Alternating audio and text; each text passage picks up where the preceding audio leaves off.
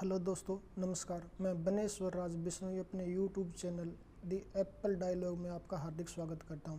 दोस्तों, आज हम एक ऐसे बीजेपी के नेता की बात करेंगे जो कांग्रेसी मानसिकता के हैं। दोस्तों, मैं यहाँ बात कर रहा हूँ कुलदीप बिश्नोई की। कुलदीप बिश्नोई स्वर्गीय श्री भजनलाल जी के पुत्र हैं और भजनलाल जी एक कांग्रेस के कद्दावर नेता थे। भजनलाल जी की वजह से उनके पूरे परिवार में एक कांग्रेस की अलग से छाप है। जो कांग्रेस की मानसिकता है वो भजनलाल परिवार में साफ तौर पे नज़र आती है। लंबे समय तक कुलदीप बिश्नोई और भजनलाल जी अपने राजनीतिक करियर में कांग्रेस के साथ रहे, किंतु समय हालात परिस्थितियों के अनुसार उन्होंने दूसरी यानी बीजेपी ज्वाइन करने का फैसला किया। किंतु आज उन्होंने बीजेपी ज्वाइन कर ली है, किंतु उनकी सोच आज भी कांग्रेसी है। वो बीजेपी की मानसिकता को अपनाने में अब तक नाकामयाब रहे हैं। ऐसा नहीं है कि जो कांग्रेस छोड़ के आए हैं बीजेपी में वो कांग्रेस की मानसिकता लेके आए हैं और अब छोड़ नहीं पा रहे। हेमंत बिश्व शर्मा और हरियाणा में चौधरी रणजीत सिंह इसके एक अच्छे उदाहरण है कि उन्होंने कैसे कांग्रेस में अपना जीवन जिया और जैसे ही बीजेपी में आए तो बीजेपी की मानसिकता को किस तरह अडॉप्ट कर लिया। किंतु कुलदीप बिश्नोई के साथ ऐसा नहीं हो पा रहा। कुलदीप बिश्नोई की जो कांग्रेसी मानसिकता है उसके कई उदाहरण आपको देखने को मिलेंगे। आज हम एक एक करके उन्हीं कांग्रेस की मानसिकता वाले बिंदुओं पर, उनकी विशेषताओं पर जिक्र करना चाहेंगे। सबसे पहले यदि हम बात करें तो वो है गुटबाजी। कुलदीप बिश्नोई जब से बीजेपी में आए हैं तब से उन्होंने गुटबाजी को हवा दी है। ऐसा नहीं है कि बीजेपी में गुटबाजी नहीं है, बीजेपी में गुटबाजी नहीं बल्कि मनमुटाव होता है। गुटबाजी एक कांग्रेस की विशेषता है। बीजेपी में मनोहर लाल जी खट्टर और अनिल विज के साथ मनमुटाव हमेशा और मीडिया और सुर्खियों में बना रहता है, किंतु कुलदीप बिश्नोई ने आके इसको एक नए सिरे से हवा दी है। जो रणजीत सिंह कांग्रेसी कार्यकर्ता थे, कांग्रेस के नेता थे, उन्होंने कांग्रेस का टिकट न मिलने पर रानिया से निर्दलीय चुनाव लड़ा और उन्होंने पहले ही कह दिया था कि यदि मैं जीत गया तो बीजेपी का समर्थन करूंगा। ऐसी वफादारी, ऐसी साफ गोई, ऐसा ईमानदार नेता बीजेपी शायद अपनी पार्टी में खोजना मुश्किल हो, जैसी वफादारी चौधरी रणजीत सिंह ने दिखाई। किंतु समय के साथ देखिए कुलदीप बिश्नोई ने उन्हीं चौधरी रणजीत सिंह को किनारे करने के लिए अपनी तरफ से हर एक हथकंडा अपनाया, अपनी तरफ से हर एक कोशिश की। तो ये कहना स्वाभाविक है कि कुलदीप बिश्नोई ने बीजेपी में आके बीजेपी का फ़ायदा करने की बजाय कुछ लेवल पे बीजेपी को नुकसान पहुंचाया। और एक इसमें जो प्राकृतिक रूप से जो संगठन में जो एक वीकनेस होती है, उस वीकनेस को और ज़्यादा मजबूत करने की कोशिश किया, वो है गुटबाजी। दूसरा, यदि हम दूसरे मुद्दे पे बात करें तो वो है सेवा भाव व संगठन की कमी। कुलदीप बिश्नोई का एटीट्यूड हमेशा प्रधान का रहा है, न कि सेवा भाव का।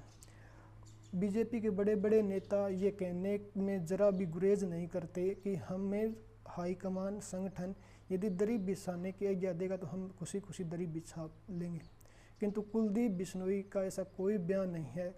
कुलदीप बिश्नोई इतने दरी बिछाने जैसा कार्य करने का कभी सपने में भी नहीं सोच सकते। कांग्रेस के नेताओं और बीजेपी में ये एक मौलिक अंतर है कि बीजेपी का कार्यकर्ता, संघ का कार्यकर्ता हर एक छोटे काम को बड़े सेवा भाव से करता है, किंतु कुलदीप बिश्नोई में ऐसा नहीं है। कुलदीप बिश्नोई का एटीट्यूड प्रधान का है।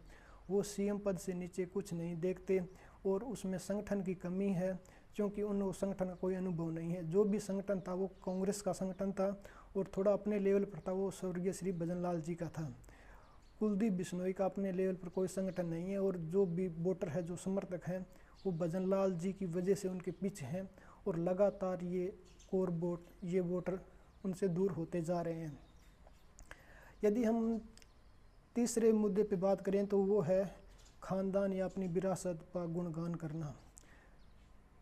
कांग्रेस हमेशा से एक नेहरू व गांधी परिवार का गुणगान करती रही है। जब भी उनको गाए बगाए जब भी मौका मिलता है वो गांधी नेहरू का नाम लेने से गुरेज नहीं करती। किंतु आज जब सोशल मीडिया इतना हमारी ज़िंदगी पे हावी हो गया है, हमारा लाइफस्टाइल इतना फास्ट होता जा रहा है, इस टाइम पुराने लोगों का ज़रूरत से ज़्यादा वर्णन करना कांग्रेस की मानसिकता है, बीजेपी की नहीं। बीजेपी हमेशा आज यानी वर्तमान पे ध्यान देती है और कांग्रेस हमेशा पास्ट यानी पीछे भूतकाल पे ध्यान देती है। कांग्रेस हमेशा गुणगान करती रहती है कि हमारे गांधी नेहरू ने ये किया, वो किया, इंदिरा जी ने वो किया, वो किया, किंतु आप क्या करें, वर्तमान में कांग्रेस की लीडरशिप क्या करे, इस पे वो कभी बात नहीं करती। ठीक इसी तरह कुलदीप बिश्नोई भी भजनलाल जी के किए गए कार्यों की सराहना करते, गुणगान करते हैं, जो स्वाभाविक है, किंतु उन्होंने अपने 55 साल की आयु में कौन सा ऐसा झंडे गाड़े हैं, ऐसा कौन सा बड़ा काम किया है कि वो जनता के सामने जाके कह सकें कि मैंने ये किया है।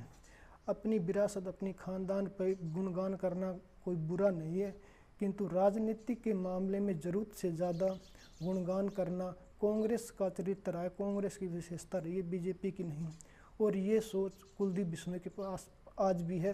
कुलदीप बिश्नोई बीजेपी में आके भी इस सोच को छोड़ नहीं पा रहे हैं। यदि हम चौथे मुद्दे की बात करें तो वह ज़रूरत से ज़्यादा महत्वाकांक्षी होना। कुलदीप बिश्नोई सीएम पद से नीचे कभी कुछ नहीं सोचते। इसी तरह गांधी खानदान के लोग प्रधानमंत्री पद से नीचे कुछ नहीं सोचते।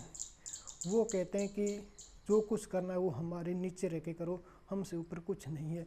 ठीक इसी तरह कुलदीप बिश्नोई जहाँ भी जिस पार्टी में जाते हैं वो कहते हैं हम वहाँ सर्वसर्वा बन जाएं, हम टॉप लीडरशिप में रहें, जो कुछ करना है, जो लोग हैं वो हमारे नीचे रहें। वो सबको बीजेपी का जैसा कि सोच है सबका साथ सबका विकास, कुलदीप बिश्नोई की सोच में ये कभी नहीं झलकती कि सबका साथ सबका विकास। वो कहते हैं कि कुछ भी हो, किसी का विकास हो, किंतु सबसे टॉप पे मैं रहूं। और इस वजह से बीजेपी को हो सकता है आने वाले समय में इसका खामियाजा भुगतना पड़े। यदि हम पांचवें मुद्दे की बात करें तो वो है जनसंपर्क की कमी। कांग्रेस हमेशा गांधी नेहरू के नाम पे वोट लेती रही है। उनका हाई शीर्ष जो नेतृत्व है वो सिर्फ इलेक्शनों के समय ही जनता के बीच जाता है, बाकी 4 साल में वो कभी जनता के बीच नहीं जाता। ऐसा ही स्वभाव कुलदीप बिश्नोई का है, ऐसी सोच कुलदीप बिश्नोई की है। कुलदीप बिश्नोई अक्सर हम मीडिया में पढ़ते हैं, अखबारों में, मीडिया में देखते हैं कि जो आदमपुर मंडी जिनको कुलदीप बिश्नोई का गढ़ माना जाता है, वहाँ के स्थानीय लोग हैं, वो सरेआम मीडिया के पीछे नहीं बल्कि कैमरे के सामने, कैमरे के पीछे नहीं बल्कि कैमरे के सामने सरेआम कहते हैं कि कुलदीप बिश्नोई कभी हमसे मिलने जुलने नहीं आते। जब इलेक्शन का समय होता है तभी वो सिर्फ रोड शो करते हैं, कभी किसी घर में खाना खाना या घर में वैसे व्यक्तिगत मुलाकात के लिए कभी नहीं आते। ऐसी सोच कांग्रेस की रही है, कांग्रेसी खानदान की रही है। और कुलदीप बिश्नोई भी आज भी इस सोच को अपने पीछे लिए ढो रहे हैं, अपनी सोच बनाए हुए हैं। जहाँ तक जनसंपर्क की बात है तो कुलदीप बिश्नोई की ये सबसे बड़ी कमियों में से एक है कि वो उन्होंने अपना जो कोर बोर्ड था उसको साधने की बजाय और एन गेन प्रकरणों पे ध्यान दिया और वो कोर बोर्ड है वो लगातार खिसकता जा रहा है। अब पीछे आदमपुर मंडी का जो उपचुनाव हुआ था उसमें भव्य बिश्नोई लगभग 5000 वोट से जीते थे, यानी आप अपने गढ़ में सिर्फ 5000 वोटों से जीत रहे हैं, तो आपका कोर वोट, आपका गढ़ वो कैसे हो सकता है। गढ़ लगभग उसको कहा जाता है जब 1 लाख से ज़्यादा मार्जिन से आप जीतें, और भव्य बिश्नोई अपने ही गढ़ में लगभग 5000 वोटों से जीत रहे हैं, तो आप उनको गढ़ कहेंगे या क्या कहेंगे। कुछ निर्दलीय विधायक भी 5000 वोटों के ज़्यादा 5000 वोटों से ज़्यादा मार्जिन से जीत जाते हैं, किंतु भव्य बिश्नोई एक युवा थे, नए थे और कभी परखे हुए नहीं थे, बल्कि वो पहली बारी राजनीति में चुनाव में कदम रख रहे थे। वहाँ भी उनको सिर्फ 5000 वोट मिले, तो आप कल्पना कर सकते हैं, आप सोच सकते हैं कि उनका कोर वोट कितना उनसे दूर होता जा रहा है। आज इस चर्चा में मैंने लगभग ये 5 मुद्दे उठाए हैं।